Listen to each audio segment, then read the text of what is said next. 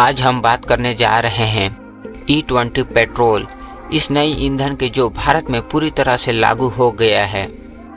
कुछ लोग इसे भविष्य की दिशा बता रहे हैं तो कुछ इसे झटका मान रहे हैं। हमारी कोशिश होगी कि हम सच को सामने रखें।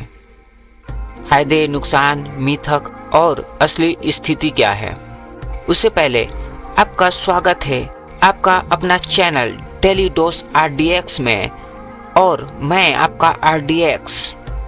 अब हम आते हैं टॉपिक में। E20 क्या है? E20 का मतलब है पेट्रोल में 20% इथेनॉल मिलाया गया हो और 80% पेट्रोल। इथेनॉल क्या है?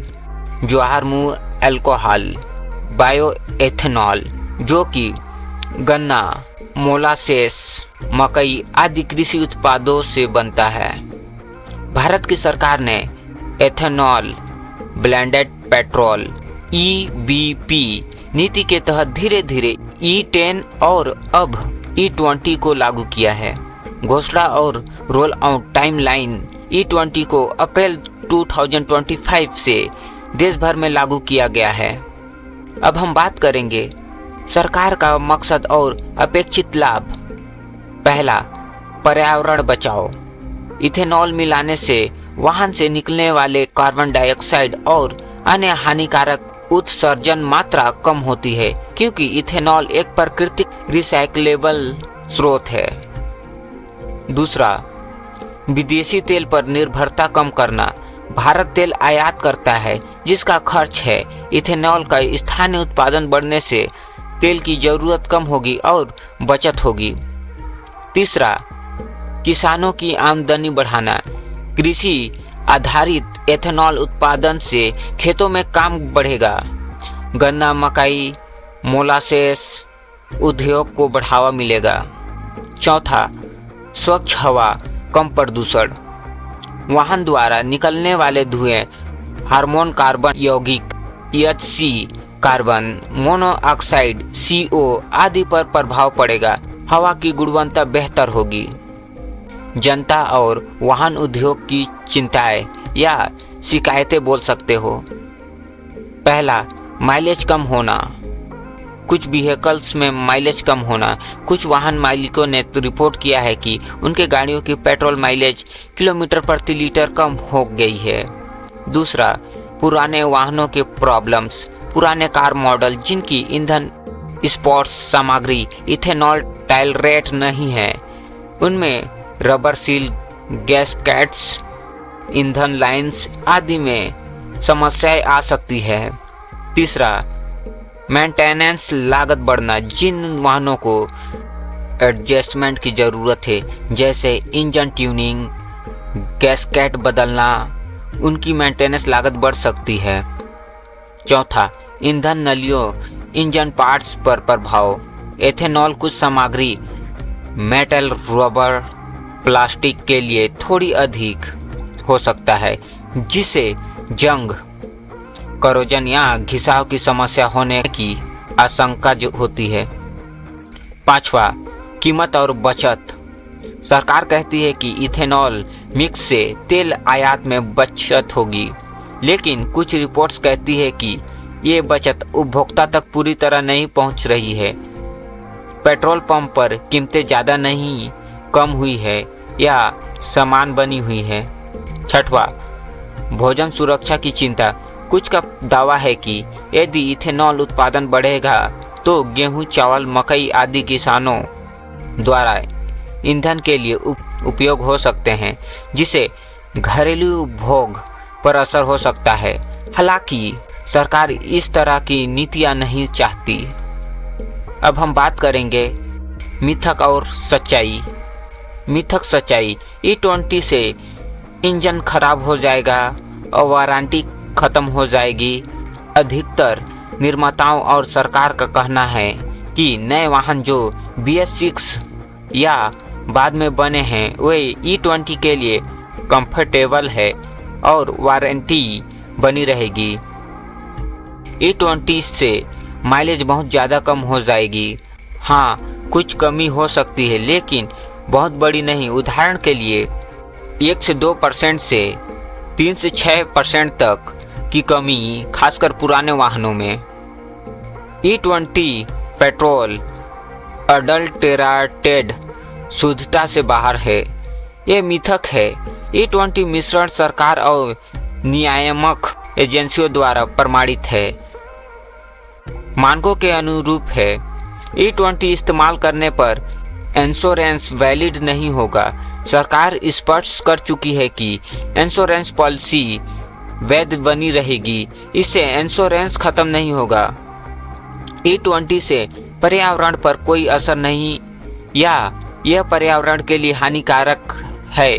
कुछ हानिकारक प्रभाव की चिंता है, भूमि उपयोग, पानी की जरूरत, कृषि दबाव, लेकिन कुछ मिलाकर CO2 उत्सर्जन और फॉसिल ईंधन आयात की निर्भरता में कमी की ओर इशारा है। अब हम बात करेंगे तकनीकी की पहलू। इथेनॉल अनुकूल सामग्री।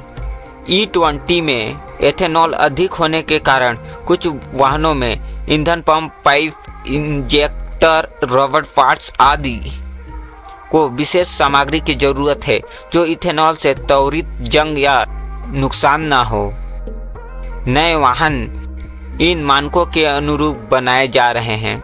इग्निशन और ECU electronic control unit tuning. कुछ पुराने वाहनों में E20 के इस्तेमाल से इंजन नॉकिंग हो सकती है। इसे ECU या इग्निशन टाइमिंग एडजस्टमेंट से ठीक किया जा सकता है। माइलेज पर असर। जैसे कि ऊपर बताया गया है कि थोड़ा गिरावट संभव है, विशेषकर उन वाहनों में जिनकी डिजाइन इथेनॉल कम मिलावट के लिए हुई ही थी। अब हम बात करेंगे सरकारी स्थिति और कानून नियम। सरकार ने स्पष्ट कर दिया है कि E20 पॉलिसी पूरी तरह से वैधानिक है और सुप्रीम कोर्ट ने E20 पेट्रोल के खिलाफ दायर जनहित याचिका को खारिज कर दिया है। पेट्रोलियम मंत्रालय ने भी कहा है कि E20 के उपयोग से इंश्योरेंस पॉलिसी पर प्रतिकूल असर नहीं होगा और इंजन प्रदर्शन में कोई खतरनाक गिरावट नहीं होगा। निर्माताएं कह रही हैं कि नए वाहन E20 के अनुरूप बनेंगे। पुराने वाहन मालिकों को जागरूक किया जा रहा है। अब हम बात करेंगे असली अनुभव और आम लोगों की राय। आम लोगों का कहना है कि शहरों में ड्राइविंग के दौरान माइलेज थोड़ा कम हो गया है।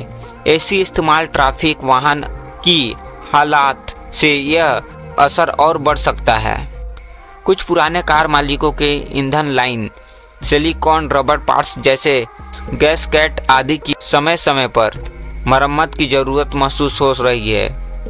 लेकिन जिन कारों को पहले से ही E20 कंफर्टेबिलिटी के साथ बनाया गया है, उनमें ज़्यादा अंतर नहीं महसूस हो रहा है। अब हम बात करेंगे, जब हम E20 पेट्रोल की सच्चाई की बात करते हैं तो यह कहना गलत होगा कि यह पूरी तरह बुरा है, लेकिन यह भी नहीं कि यह सिर्फ फायदा है बिना किसी चुनौती के।